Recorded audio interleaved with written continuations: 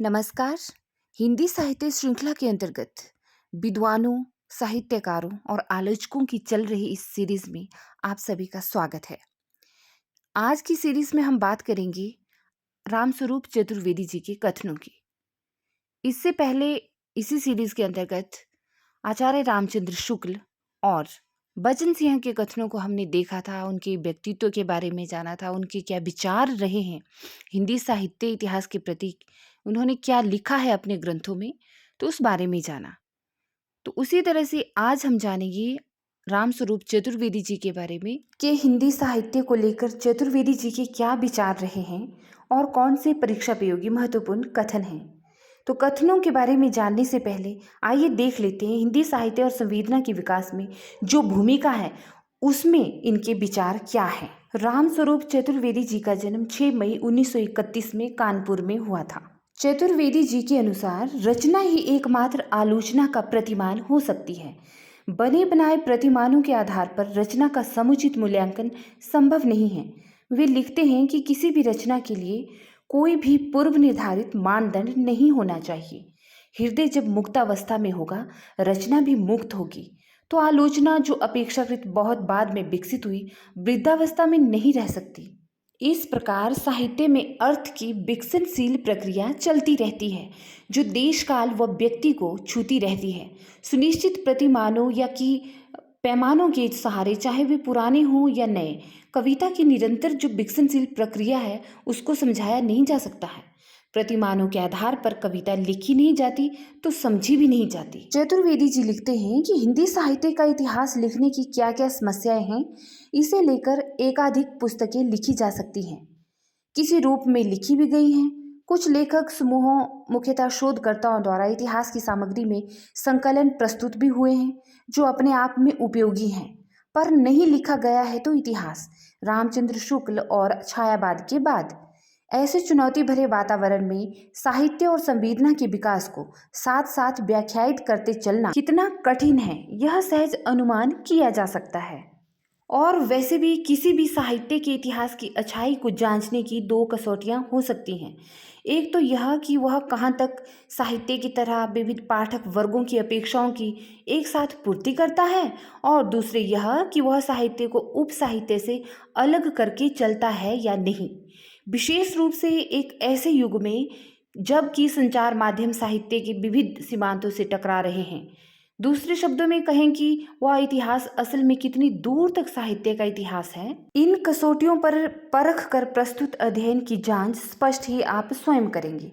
अपनी ओर से हम इतना आवश्यक कहना चाहेंगे कि समूची साहित्य प्रक्रिया की जैसी संवेदनशील समझ विकसित करने का यत्न यहाँ हुआ है, वैसी ही विश्वसनीय तथ्य सामग्री भी जुटाई गई है, जो अपने आप में एक विरल संयोग है। ये भूमिका में लिखा है। अगर हम डॉक्टर रामस्वरूप जी के बारे में बात करें तो हिंदी साहित्य के एक बहुत बड़े आलोचक और समीक्षक थे। नई कविता और प्राचीन कविता पर उन्होंने बहुत बड़ा काम किया है।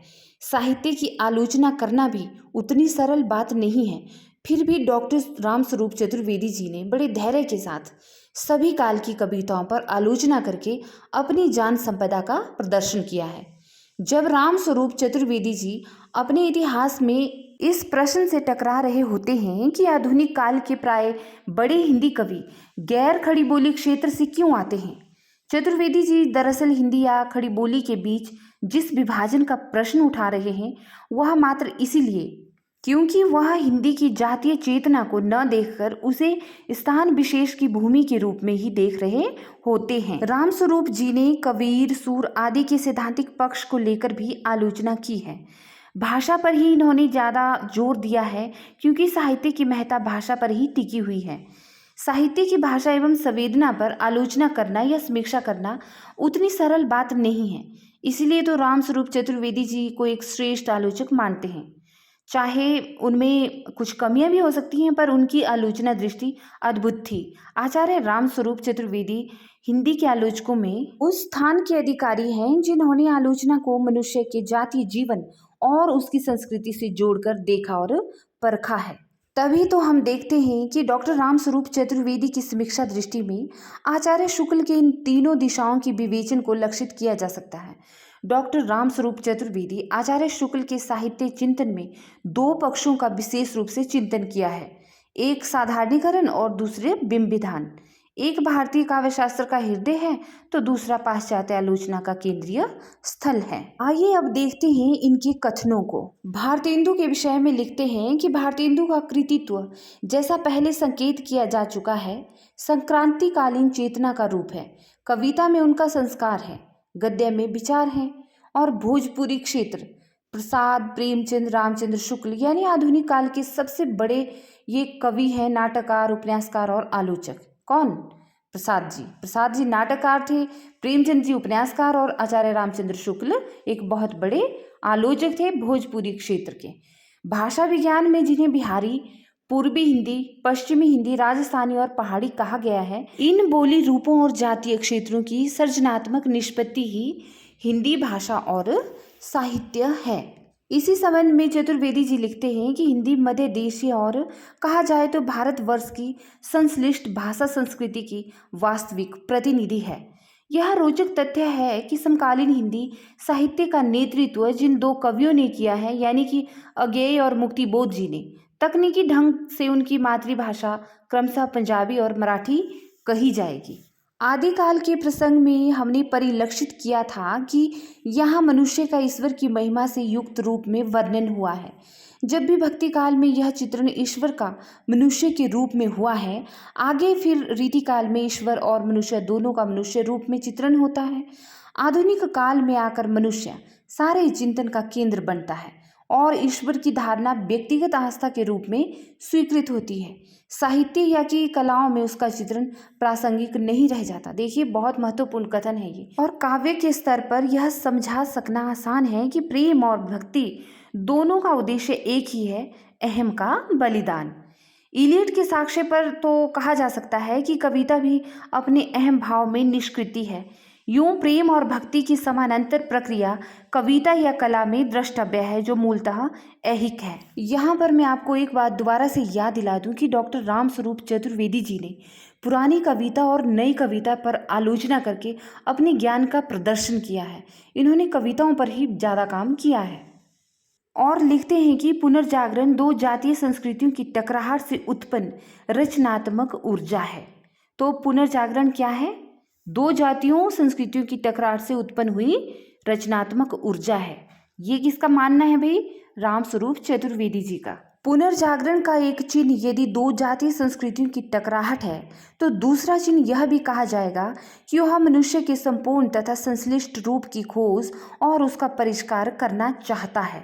ये बहुत बड़ी बात कही है यहाँ पर। पुनर्जागरण का समय किस काल को माना गया है? कब नवजागरण और पुनर्जागरण आया? साहित्यकारों की दृष्टि से किस काल के संबंध में यह बात कही है? आप कमेंट बॉक्स में अपनी राय लिखिएगा। आगे का महत्वपूर्ण कथन देखिए कि ये निर्गुण ब्रह्मा के उपासक हैं, आराधना की सामूहिक शैली पर बल देते हैं। हिंदू समाज के दो पिछड़े समूहों जैसे कि नारी और शूद्र को शेष उच्च वर्गीय पुरुषों के साथ समानता का दर्जा देते हैं। उपनिषद और गीता इनके चिंतन के केंद्र में है। संगठन का ढांचा, ये ईसाई चर्च को स्वीकार करते हैं। भारतीय हिंदू विचारधारा और पाश्चात्य ईसाई संगठन का सामंजस्य, यह इनके आंदोलन का मूल मंत्र है। आगे लिखते हैं कि पुनर्जागरण का भारतीय साहित्य में पहला प्रतिफलन माइकल मधुसूदन दत्त के बांग्ला काव्य मेघनाथ वध को माना गया है। हिंदी क्षेत्र में पुनर्जागरण की पहली सशक्त साहित्यिक अभिव्यक्ति भारतेंदु हरिश्चंद्र के व्यक्तित्व में मिलती है। राजा शिव प्रसाद का मुख्य कार्य गद्य के क्षेत्र में था और यह स्मरणीय है कि वे भारतेंदु के विद्या गुरु थे। कौन? राजा शिव प्रसाद। आगे का कथन रामविलास शर्मा के बारे में है कि उन्होंने अपनी पुस्तक भारतेंदु युग और हिंदी भाषा की विकास परंपरा में ठीक ही लिखा है। यह प्रतिज्ञा पत्र भारतीय स्वाधीनता के इतिहास में स्वर्ण अक्षरों में लिखा जाने योग्य है। आगे भारतेंदु के संदर्भ में लिखते हैं कि यहाँ तक कि अपने जीवन का अंतिम संवाद उन्होंने नाटक की लक्षणा में ही बोला। हमारे जीवन नाटक का प्रोग्राम नित नया नया छप रहा है। पहले दिन ज्वर की, दूसरे दिन दर्द की, तीसरे दिन खांसी की सीन हो चुकी है।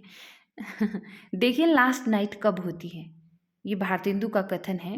भारतेंदु के संदर्भ में यह कहा गया है। भारतेंदु का अंतिम नाटक कौन था? आप कमेंट बॉक्स में लिखिएगा, ठीक है। आगे लिखते हैं कि अंधेर नगरी को समकालीन क्लासिक की कोटि में गिना जा सकता है। भारतेंदु ने अपनी व्यवस्था कुछ इस प्रकार रखी थी। विचार आंदोलन, खड़ी बोली गद्य का यह एक पक्ष था, जबकि दूसरे पक्ष में थे संस्कार, रचना, ब्रजभाषा और कविता। भारतेंदु विचारों से जितने आधुनिक थे उतने संस्कारों से नहीं, और यह स्वाभाविक था। पहले विचार बदलते हैं, तब संस्कार उनका अनुसरण करते हैं। देखिए कितनी सुंदर बात कही गई है यहाँ पर इनके द्वारा। और भारतेंदु युग के लिए इस दृष्टि से इस युग को आधुनिक हिंदी का आदिकाल कहना एक विशेष सार्थकता रखता है। श्रीनिवास दास ने भारतेंदु युग की केंद्रीय विधा नाटक में भी कई रचनाएं लिखी, पर उन्हें विशेष मान्यता प्राप्त नहीं हुई। संयोगिता स्वयंवर की तो कई जगह तीखी आलोचना भी हुई है, जहां से हिंदी में व्यवहारिक आलोचना का सूत्रपात होता है। सदादर्श नामक साप्ताहिक पत्र इन्होंने कुछ समय तक चलाया, जिसे बाद में कवि वचन सुधा के साथ मिला दिया गया। नूतन ब्रह्मचारी जो बालकृष्ण भट्ट का है, सात्विकता की विजय ही यों उपन्यास का मूल संदेश है। इसका आरंभिक प्रकाशन हिंदी प्रदीप के अंकों में क्रमशः हुआ था। प्रताप नारायण मिश्र के निबंधों के शीर्षक में कहते हैं कि हो ओ ली है बेगार रिश्वत, कचहरी में शालिग्राम जी, कानक उपजों की सबसे दीन दशा क्यों है, वर्षारंभ, घूरे के लत्ता बिने कनातन का डौल बांधे, कानपुर और नाटक, कनौज में 3 दिन, पंच परमेश्वर। देखिए प्रताप नारायण मिश्र ने बंगला के प्रख्यात उपन्यासकार बंकिम चंद्र चटर्जी की कई कथावृत्तियों का अनुवाद भी किया है। भारतेंदु मंडल आत्मीयता के भाव पर बना था, द्विवेदी मंडल अनुशासन के, जबकि भारतेंदु अपने वृत्त के निश्चय ही सबसे बड़े रचनाकार थे और आचार्य महावीर प्रसाद द्विवेदी रचनात्मक स्तर पर अपने शिष्यों मैथिलीशरण गुप्त या कि प्रेमचंद से छोटे थे। आगे का कथन देखिए कि महावीर प्रसाद द्विवेदी और हिंदी नवजागरण में रामविलास शर्मा लिखते हैं कि द्विवेदी जी के इस कोटि के लेखन का सीधा संबंध भारत भारती से वैसे ही है जैसे भारत की वर्तमान आर्थिक अवस्था का चित्रण करते हुए वे भूखमरी, जमींदारों के अत्याचार, महाजनों की सूदखोरी और किसानों की तबाही की बात करते हैं। तो लगता है कि हम प्रेमचंद के कथा संसार में घूम रहे हैं। द्विवेदी जी कथा लेखक नहीं थे और मैथिलीशरण गुप्त की तुलना में कवि भी बहुत साधारण थे, किंतु वैचारिक स्तर पर वह इन दोनों से आगे हैं। इन दोनों के काव्य संसार और कथा संसार की रूपरेखाएं उनके गद्य में स्पष्ट दिखाई देती हैं। इस दृष्टि से उन्हें युग निर्माता कहना पूर्णतः संगत है। आगे का कथन देखिए कि वह कला गुरु धन्य है जिसके शिष्य रचना प्रक्रिया के स्तर पर उससे आगे निकल जाएं। बहुत बड़ी बात कही है। आधुनिक हिंदी में रीतिवाद विरोधी अभियान आचार्य द्विवेदी सरस्वती पत्रिका के एकदम आरंभिक अंकों से ही चलाते हैं, जिसमें आगे चलकर सहयोग एक और मैथिलीशरण गुप्त अपने लेखकों के माध्यम से देते हैं, तो दूसरी ओर सुमित्रा नंदन पंत तथा निराला अपनी भूमिकाओं और पत्रकारिता के माध्यम से। ये बहुत महत्वपूर्ण कथन है। डॉक्टर रामस्वरूप जी लिखते हैं कि राम नरेश त्रिपाठी में जहाँ स्वच्छंदतावाद का सहज उल्लास है, वहीं भाषा का अनुशासन भी भरा पूरा है। राम नरेश त्रिपाठी का कृतित्व अपने समय के संदर्भ में बहुमुखी है। वे मूलतः कवि हैं। ग्राम गीतों के संकलन का आरंभिक कार्य उन्होंने किया। कविता कौमुदी नाम से कई जिल्दों में हिंदी, उर्दू, बंगला आदि काव्य धाराओं का आलोचनात्मक सामग्री के साथ संकलन संपादन किया। गद्य के क्षेत्र में तुलसीदास और उनकी कविता पर विशद आलोचनात्मक अध्ययन प्रस्तुत किया है। महामना मदन मोहन मालवीय की संस्मरणात्मक जीवनी लिखी है और बाल साहित्य के क्षेत्र में भी विशेष कार्य किया है। आगे का कथन हरिऔध जी के बारे में है कि इनका प्रिय प्रवास जो है खड़ी बोली हिंदी का पहला महाकाव्य कहा जा सकता है। न केवल यह आधुनिक काल का प्रथम महाकाव्य है, वरन इसमें एक नई और आधुनिक दृष्टि का उपोद्घात भी मिलता है। मनुष्य और परम तत्व के बदलते हुए रिश्तों की समीक्षा के क्रम में हमने लक्षित किया था कि आधुनिक काल में मनुष्य संपूर्ण रचना और चिंतन के केंद्र में है। ईश्वर अब व्यक्तिगत आस्था का विषय है, चित्रण का नहीं। प्रिय प्रवास के बारे में ही आगे देखिए कि पुराण कथा के प्रति कवि की दृष्टि में यह पहला महत्वपूर्ण परिवर्तन है, जिसका प्रभाव रचना के समूचे विधान में परिलक्षित होता है। राधा अब प्रिय प्रवास में संपूर्णता विरहिणी ही नहीं है, वे अब इस निजी दुख को सारे समाज के दुख में विलीन कर देती हैं और समाज सेवा का व्रत लेती हैं। शताब्दियों से चले आते राधा के चरित्र में यह एक सर्वथा नई भंगिमा हरिऔध जी ने उकेरी है। तो ये किस बारे में है? प्रिय प्रवास के बारे में है। हरिऔध के लिए ही देखिए कि प्रिय प्रवास की भूमिका में उन्होंने अपना मत दिया है। अब मुझे केवल इतना ही कहना है कि समय का प्रवाह खड़ी बोली के अनुकूल है। इस समय खड़ी बोली में कविता करने से अधिक उपकार की आशा है, अतएव मैंने भी प्रिय प्रवास को खड़ी बोली में ही लिखा है। वास्तव में बात यह है कि यदि इसमें कांतता और मधुरता नहीं आई है तो यह मेरी विद्या, बुद्धि और प्रतिभा का दोष है, खड़ी बोली का दोष नहीं है। देखिए हरिऔध ने ही लिखा है ये, और इन्हीं के लिए कहा गया है यहाँ पे। हरिऔध यदि द्विवेदी युग के पहले बड़े कवि हैं तो मैथिली शरण गुप्त इस युग के संपूर्णतः प्रतिनिधि कवि। वैष्णव निष्ठा, अनाक्रामकता की भावना और समूचे देश के लिए राम राज की परिकल्पना, ये साझी विशेषताएं हैं तुलसी और मैथिली शरण गुप्त के काव्य की और महात्मा गांधी के राष्ट्रीय आंदोलन की। तो यहाँ पर तुलसीदास जी, मैथिली शरण गुप्त जी और महात्मा गांधी, इन तीनों के जो है यहाँ पे पुट डाला है, इन्होंने एक समन्वय किया है इनके कथनों के जरिए। यहाँ भक्त कवियों के संबंध में रामचंद्र शुक्ल की टिप्पणी याद हो जाती है। मनुष्यता के सौंदर्यपूर्ण और माधुर्यपूर्ण पक्ष को दिखाकर इन कृष्णोपासक वैष्णव कवियों ने जीवन के प्रति अनुराग जगाया, या कम से कम जीने की चाह बनी रहने दी। मैथिली शरण गुप्त के संदर्भ में बात करते हुए ये उल्लेख आया है। आगे लिखते हैं कि आधुनिक काल के एकदम आरंभ में बंगला कवि माइकल मधुसूदन ने अपने काव्य मेघनाथ वध में पौराणिक परंपरा से गृहीत दैत्य चरित्रों को एक नए आलोक में प्रस्तुत किया था। माइकल की रचनाओं से प्रेरित और प्रभावित होकर मैथिली शरण गुप्त ने मधु उपनाम से उनमें से कई का पद्यबद्ध अनुवाद प्रस्तुत किया है। आगे कामायनी के बारे में लिखते हैं कि प्रसाद ने कामायनी में अपनी ढंग से सौंदर्य को चपल शिशु कहा है, लज्जा जिसकी धाय है। जैसे तुलसी मूलतः पारिवारिक जीवन के चितेरे हैं, वैसे ही आधुनिक काल में मैथिली शरण गुप्त दोनों का एक मूल स्रोत राम कथा है, जो भारतीय परिवार की उज्ज्वलतम गाथा है। महावीर प्रसाद द्विवेदी का व्यक्तित्व अपने शिष्य निराला की ही तरह सामान्य स्तर पर अव्याख्येय है। अपनी पुस्तक आधुनिक साहित्य के आरंभ में नंद दुलारे वाजपेयी ने आचार्य द्विवेदी के योगदान का सही मूल्यांकन किया है। साहित्य के क्षेत्र में किसी एक व्यक्ति पर इतना बड़ा उत्तरदायित्व इतिहास की शक्तियों ने कदाचित पहली बार रखा था, और पहली ही बार द्विवेदी जी ने इस उत्तरदायित्व के सफल निर्वाह का अनुपम निदर्शन प्रस्तुत किया। रत्नाकर के बारे में कहते हैं कि रत्नाकर में भक्ति और रीति के संस्कार तो हैं ही, पर उनकी शैली में एक ऐसी नई भंगिमा है जो रीतिकालीन ब्रजभाषा काव्य में आगे कुछ जोड़ती है। रत्नाकर का गंगावर्तन काव्य और समालोचना दर्श रूला छंद में लिखे गए हैं, पर कवि का विशेष रूप से प्रिय छंद तो कवित ही है। बाल मुकुंद गुप्त के बारे में देखिए कि गुप्त द्वारा संपादित पहले दो पत्र हैं अखबारी चुनार और कोहेनूर, जो कि उर्दू में थे। नागरी प्रचारणी सभा की काशी में स्थापना 1893 ईस्वी में हुई थी और संस्थापक थे बाबू श्याम सुंदर दास जी, पंडित नारायण मिश्र जी और ठाकुर शिव कुमार सिंह, है ना। 16 जुलाई 1893 में जो है काशी में स्थापना हुई थी नागरी प्रचारणी सभा की। आगे का कथन देखिए कि मैथिली शरण गुप्त प्रेमचंद और निराला की रचनात्मकता के प्रेरक रूप में जैसे आचार्य महावीर प्रसाद द्विवेदी का ध्यान आता है, कुछ वैसे ही रामचंद्र वर्मा, रामचंद्र शुक्ल और कामता प्रसाद गुरु के वैदुषिक कार्यकलाप के पीछे बाबू श्याम सुंदर दास की योजना दिखाई देती है। रामचंद्र शुक्ल के लिए उनका आग्रह तो यहाँ तक था कि प्रकृति को ही सर्वतः आलंबन मानकर कविता लिखी जा सकती है, लिखी जानी चाहिए। मानव उदाहरण प्रस्तुत करने की दृष्टि से उन्होंने स्वयं एक लंबी कविता सवैया जैसे छंदों में लिखी थी। कविता वह हाथ उठाए चलिए कवि वृंद बुलाती वहाँ। नेक्स्ट कथन है कि प्रकृति काव्य और छायावादी काव्य में विभ्रम उत्पन्न होने की संभावना है। इस बात को जयशंकर प्रसाद ने समझा था। अपने निबंध यथार्थवाद और छायावाद का समापन करते उन्होंने लिखा कि प्रकृति विश्व आत्मा की छाया या प्रतिबिंब है, इसलिए प्रकृति को काव्यगत व्यवहार में ले आकर छायावाद की सृष्टि होती है। यह सिद्धांत विभ्रामक है। यदि भी प्रकृति का आलंबन सहानुभूति का प्रकृति के तादम्य नवीन काव्यधारा में होने लगा, किंतु प्रकृति से संबंध रखने वाली कविता को ही छायावाद नहीं कहा जा सकता।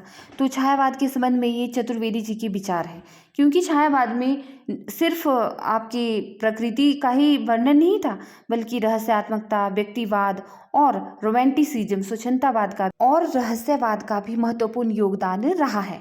आगे लिखते हैं कि कवि जयशंकर प्रसाद को अपने गांव गढ़ाकोला से एक पत्र में निराला लिखते हैं कि आप मुझे लिफाफे में पत्र लिखने पर अपना एक सादा लेटर पेपर साथ ही रख दिया कीजिएगा। यहाँ कागज का बड़ा अभाव रहता है। ब्रज देहात है। छायावाद के संबंध में स्वरूप जी का महत्वपूर्ण कथन देखिए कि छायावाद महज संध्या सुंदरी चांदनी रात या नौका विहार का चित्र नहीं है, बल्कि वह मूलतः शक्ति काव्य है। तो छायावाद को शक्ति काव्य किसने कहा भाई? स्वरूप जी ने। और लिखते हैं कि मध्यकालीन कवि के लिए संसार पचड़ा था और आधुनिक युग का छायावादी कवि संसार में आनंद की संभावना देखता है। लिखते हैं कि जैसे मनुष्य के बच्चे को अन्य प्राणियों की तुलना में वयस्क होने के लिए सबसे अधिक समय लगता है, वैसे ही अपने समकालीनों के बीच कवि बनने में प्रसाद को लगा। जयशंकर प्रसाद के बारे में कहा जा रहा है, प्रसाद में पहली बार देखा जा सकता है कि लौकिक और अलौकिक प्रेम के बीच अंतर विलीन हो गया है। वाह, बहुत ही सुंदर बात कही। मनुष्य अब संपूर्ण रचना के केंद्र में है। ईश्वर व्यक्तिगत आस्था का विषय है, काव्यगत चित्रण का नहीं। यह छायावाद के संबंध में कहा गया है, क्योंकि छायावाद में कैसी रचनाएं रची गई आपको पता ही है ना, व्यक्तिगत रचनाएं रची गई थी और संपूर्ण रचनाओं का केंद्र बिंदु मनुष्य ही था, ईश्वर नहीं। ईश्वर तो सिर्फ व्यक्तिगत आस्था का विषय था, जबकि भक्ति काल में हम देखते हैं कि ईश्वर को ही केंद्र में रखकर जो है रचनाएं रची गई थी। आगे का महत्वपूर्ण कथन है, नंद दुलारे वाजपेयी ने अपने ग्रंथ जयशंकर प्रसाद की भूमिका में कहा है कि बड़े जीवन चक्रों को हाथ में लेना, पेचीदा भावधाराओं और सांस्कृतिक परिवर्तन के फलस्वरूप उठी हुई जटिल समस्याओं का निरूपण करना है। व्यक्ति, देश और जाति के जीवन के बृहद छाया आलोकों को उद्घाटित कर सकना। सारांश यह है कि जीवन के गहरे और बहुमुखी घात प्रतिघातों और विस्तृत जीवन दशाओं में पद पद पर आने वाले उद्वेलनों को चित्रित करना, उन्हें संभलना और अपनी कला में उन सबको सजीव करना है। आगे का कथन देखिए कि कामायनी का रचाव जैसा जटिल है, विधान वैसा ही व्यापक तथा महत्वाकांक्षी है। और जूही की कली के लिए कहा है कि जूही की कली न केवल अपने विधान में कवित छंद पर आधारित है, वरन नायिका नायक प्रणय प्रसंग की दृष्टि से अपनी संवेदना में रीतिकाल से कहीं न कहीं जुड़ी हुई है। रीतिकालीन कवि प्रस्तुत और अप्रस्तुत दोनों के ब्यौरे देता है, जबकि छायावादी प्रस्तुत का हल्का उल्लेख करके अधिक रुचि से अप्रस्तुत को संवारता है और यूं पाठक की कल्पना को सक्रिय होने के लिए अधिक अवसर देता है। बहुत ही महत्वपूर्ण बात, रीतिकाल और छायावाद का तुलनात्मक कथन है ये। कामायनी अपने वर्णनों से नहीं पर वृत्ति से महाकाव्य है। किसने कहा है भाई? आचार्य राम स्वरूप चतुर्वेदी जी ने, है ना। और छायावाद को शक्ति काव्य कहने में कामायनी के साथ राम की शक्ति पूजा मिलकर आधार बनाती है। निराला की तुलना ऊपरी तौर पर अमेरिकी कवि वॉल्ट विटमिन से की जाती है, क्योंकि दोनों ने अपने अपने साहित्य में मुक्त छंद का आरंभ किया था। विटमिन ने पहले और निराला ने बाद में। प्रिया का संक्रमण कैसे चुपचाप पुत्री में हो जाता है, उसका बड़ा सुकुमार अंकन कवि ने यहाँ किया है। कहाँ पर? सरोज स्मृति के संदर्भ में ये बात कही गई है। शक्ति पूजा में व्यापक मानवीय संघर्ष की वस्तु है, अतः उसका समापन जय के पूरे आश्वासन में होता है, पर सरोज स्मृति में व्यक्तिगत पीड़ा प्रधान है, इसलिए कवि ने उसे अंततः तर्पण के रूप में माना है। एक मानवीय नियति की गाथा है तो दूसरी भाग्यहीन की कथा। बहुत ही सुंदर बात कही है यहाँ पर राम की शक्ति पूजा के बारे में और सरोज स्मृति के बारे में। आगे का कथन देखिए, पद्म सिंह शर्मा ने अष्टादश हिंदी साहित्य सम्मेलन मुजफ्फरपुर में सभापति के पद से दिए गए अपने अभिभाषण में कविता में परिवर्तन का उल्लेख करते हुए शिकायत की थी। पल्लव के नोकीले और जहरीले कांटे इनके दिल में न चुभाइए, वीणा में सोहनी के स्वर छेड़िए, मारू राग न बजाइए। यह व्यंग्य पल्लव और वीणा संग्रह के लिए किया था। किसने किया था? पद्म सिंह शर्मा ने। पद्म सिंह शर्मा कौन भला? अरे, पद्म सिंह शर्मा एक दार्शनिक, समीक्षक, संपादक और परोपकारी हिंदी साहित्यकार और प्रसिद्ध लेखक तथा समालोचक हैं और इन्हें जो है हिंदी का सर्वोच्च पुरस्कार मंगला प्रसाद पारितोषिक भी मिला हुआ है ना। ये द्विवेदी युग के गद्य लेखकों तथा समालोचकों में विशेष स्थान रखते हैं और इनकी महत्वपूर्ण रचनाओं की बात करें तो इन्होंने बिहारी सतसई की भूमिका लिखी है, साथ ही में बिहारी सतसई संजीवन भाष्य लिखा है, पद्म पुराण और हिंदी, उर्दू, हिंदुस्तानी इनके द्वारा रचित कुछ महत्वपूर्ण पुस्तकें हैं। और संजीवन भाष्य पर तो इन्हें हिंदी साहित्य सम्मेलन का मंगला प्रसाद पारितोषिक मिला था। आगे का कथन देखिए। रामविलास शर्मा के अनुसार छायावाद और रहस्यवाद का मखौल उड़ाने वाले रामचंद्र शुक्ल के कवित्त फरवरी 1928 की सुधा में प्रकाशित हुए थे। यहाँ पे निराला की साहित्य साधना भाग 3 जो कि पृष्ठ 197 पर अंकित है, उसके बारे में यह कथन कहा गया है। आगे का कथन आचार्य रामचंद्र शुक्ल की कविता के संबंध में प्रमुख मान्यताओं में से एक यह थी कि प्रकृति को महज उद्दीपन रूप में चित्रित करना उस विराट सत्ता के प्रति नासमझी और अवज्ञा का परिचय देना है। पंत की पंक्तियां छायावाद के रचनात्मक घोषणा पत्र का मानो आरंभिक अंश है। छायावाद का घोषणा पत्र किसे कहा जाता है? सुमित्रा नंदन पंत के लिए है कि आधुनिक कवि माला भाग 2 की भूमिका 1942 में उसने लिखा है। मेरे आलोचकों का कहना है कि मेरे इधर की कृतियों में कला का अभाव रहा है। विचार और कला की तुलना में इस युग में विचारों को ही प्राधान्य मिलना चाहिए। आगे का कथन है कि भाषा साहित्य और संस्कृति के संपृक्त संदर्भ में यह हिंदी साहित्य के साथ हिंदी संवेदना का इतिहास भी होने का यत्न करता है। इसे तब हिंदी साहित्य के इतिहास की तरह पढ़ा जाना चाहिए और साहित्य की तरह भी। संसार को समझना दर्शन का काम है, उसे बदलना राजनीति का और उसकी पुनर्रचना साहित्य का दायित्व है। इसी रूप में साहित्य का विकास समझने का यत्न यहाँ हुआ है। देखिए कितनी गूढ़ बात कही है यहाँ पर कि संसार को समझना दार्शनिकों का काम है ना, और उसे बदलना राजनीति का और उसकी पुनर्रचना करना साहित्यकारों का दायित्व है। आगे लिखते हैं कि रामचंद्र शुक्ल सांस्कृतिक मूल्यों के लिए रामचरितमानस को भले ही केंद्र में रखते हों, पर उनका आलोचना और इतिहास विवेक उनके युगीन साहित्य सृजन छायावाद से जुड़कर ही पुष्ट हुआ है।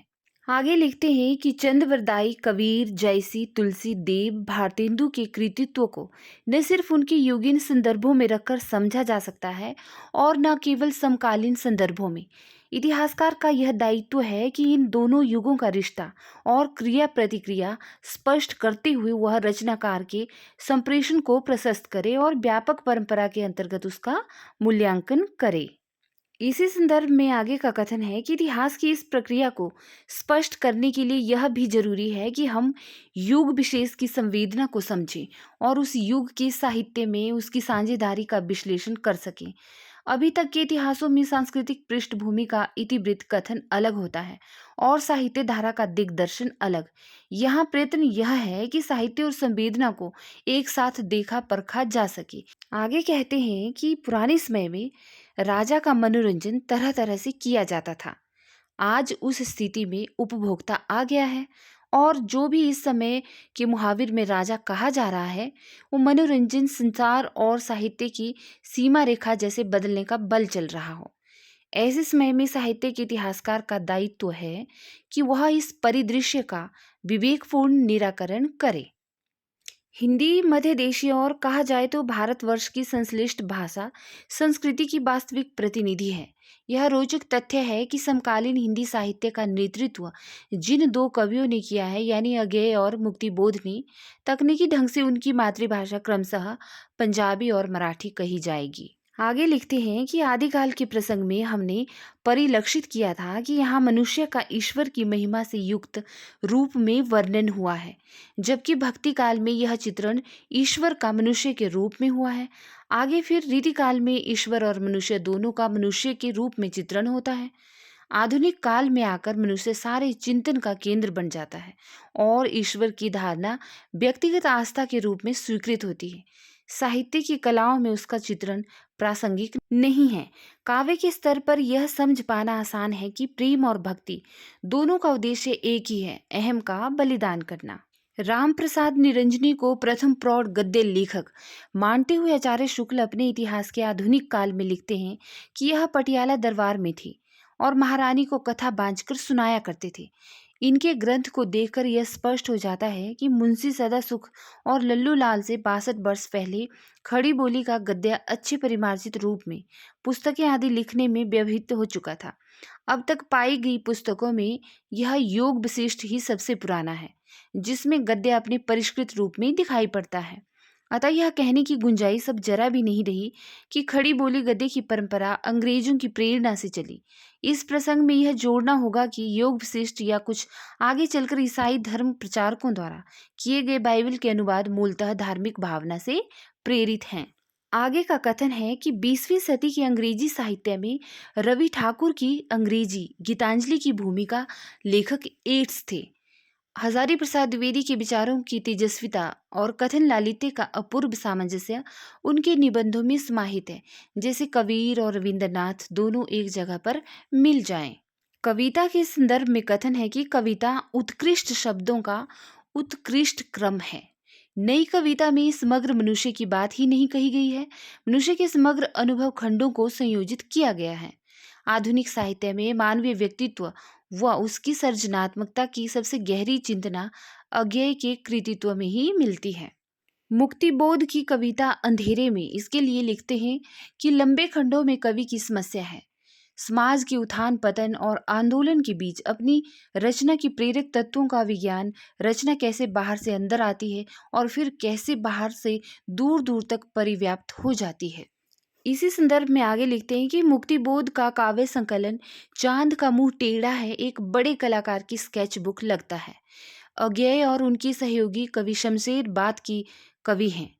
मुक्तिबोध खबर के या भयानक बात के कवि हैं, इसीलिए उनकी कविता में नाटकीयता और रहस्य का वातावरण है। कवि के रचना शिल्प को देखकर लगता है कि जैसे एक विराट खंडहर पूरा नए तौर पर बनाया गया हो, जिसमें से गुजरने पर भव्यता और एक खास तौर के अवसाद का एहसास एक साथ होता है। भाषा में बोलचाल के गद्य का लहजा और लय में संगीत की चरम अमूर्तन, इन दो परस्पर प्रतिरोधी मनस्थितियों को उनकी कला साधती है। जीवन के कटुतम संघर्षों को लेकर उन्हें कविता में एकदम तरल बना सकना शमशेर के काव्य व्यक्तित्व की पहचान है। चित्रकला, संगीत और कविता घुल मिलकर उनके यहाँ रचना संभव करते हैं। जागतिक संदर्भों में कम से कम रहने पर भी शमशेर में हमें एक पूर्ण रचना संसार दिखाई देता है। उनकी काव्य भाषा में संज्ञा पदों से कुछ अधिक महत्व सर्वनामों, क्रियापदों और अवयवों का है। शमशेर बहादुर सिंह के बारे में यहाँ पर बात की जा रही है। आगे रघुवीर सहाय के बारे में कि मनुष्य जीवन की नियति को उसके समूचे विस्तार में देखना और प्रासंगिक बनाए रखना रघुवीर सहाय के कवि कर्म का केंद्रीय तत्व है। राजनीति जैसे अखबारी विषय को कवि ने अनुभूति में ढाला है। यह समकालीन कविता की एक महत्वपूर्ण उपलब्धि है, खासतौर पर ऐसे परिवेश में जहाँ साहित्य अखबार नवीसी से उत्तरोत्तर आक्रांत होता जा रहा है। भाषा का रचाव ऐसा लगता है कि या तो भाषा ही भाषा लगती है या फिर अनुभूति का सीधा संस्पर्श होता है। आगे का महत्वपूर्ण कथन देखिए कि अजय चतुर्वेदी जी के प्रिय कवि हैं और रामचंद्र शुक्ल उनके प्रिय आलोचक। उन्होंने आचार्य रामचंद्र शुक्ल के दिखाए मार्ग पर ही अपनी आलोचना का विकास किया है। जिस प्रकार आचार्य रामचंद्र शुक्ल आलोचना की सबसे बड़ी विशेषता कवियों की विशेषताओं का अन्वेषण और उनकी अंतः प्रकृति की छानबीन मानते हैं, उसी प्रकार रामस्वरूप चतुर्वेदी आलोचना को रचना की पुनर्रचना मानते हैं। रामचंद्र शुक्ल की भांति ही वे अपनी आलोचना में किसी भी विचारधारा से आतंकित नहीं होते और उनका अपनी जरूरत और देश काल के अनुसार इस्तेमाल कर लेते हैं, किंतु रचनाकारों के प्रति आचार्य शुक्ल की बेबाक और तटस्थ दृष्टिकोण रामस्वरूप चतुर्वेदी के पास नहीं है। कविता के संदर्भ में कि आज की कविता को जांचने के लिए जो अब सचमुच प्रास के रजत पास से मुक्त हो चुकी है, अलंकारों की उपयोगिता अस्वीकार कर चुकी है और छंदों की पायलें उतार चुकी है, काव्य भाषा का प्रतिमान ही शेष रह गया है, क्योंकि कविता के संगठन में भाषा प्रयोग की मूल और केंद्रीय स्थिति है।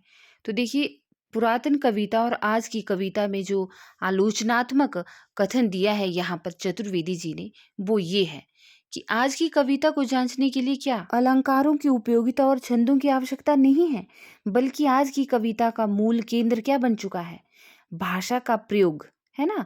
भाषा का जो प्रतिमान है वही शेष रह चुका है आज की कविता का। और आगे का अंतिम कथन देखिए, ये दूधनाथ सिंह ने कहा है आचार्य रामस्वरूप चतुर्वेदी जी के लिए कि वे आचार्य रामचंद्र शुक्ल के बाद दूसरे ऐसे आलोचक हैं जिन्होंने हिंदी साहित्य का इतिहास लिखने की कठिन चुनौती को स्वीकार किया है और हिंदी साहित्य और संवेदना का विकास लिखकर दिखा दिया। इस इतिहास में आधुनिक काल पर अधिक बल दिया है, जिसके कि वे मास्टर आलोचक हैं। उन्होंने आधुनिक काल को ही अपनी आलोचना के लिए चुना और उसमें भी आश्चर्यजनक रूप से कविता को। इस तरह से हम देखते हैं कि रामस्वरूप चतुर्वेदी जी ने पुरातन कविता और नवीन कविता में जो है साहित्यिक आलोचना की है, इस संबंध में अपने ज़्यादातर मत प्रस्तुत किए हैं और बताया है कि क्या इनमें अंतर है और आज की कविता किस तरह से रची जाती है, उसकी मूल संवेदना क्या है और पुरातन कविता की मूल संवेदना क्या थी। तो मैंने एक ही वीडियो में रामस्वरूप चतुर्वेदी जी की सभी महत्वपूर्ण कथनों को संकलित किया है, ताकि आपको बार-बार इसके कथनों के लिए इधर-उधर ना भटकना पड़े। तो आप कमेंट बॉक्स में अपनी राय दीजिएगा और साथ ही एक बात मैं आपको बताऊँ कि ये जो कथन होते हैं ना, ये जो विचार होते हैं आलोचकों के, इनको रटा नहीं जाता है, ना ही इनको याद किया जाता है, इनको समझा जाता है।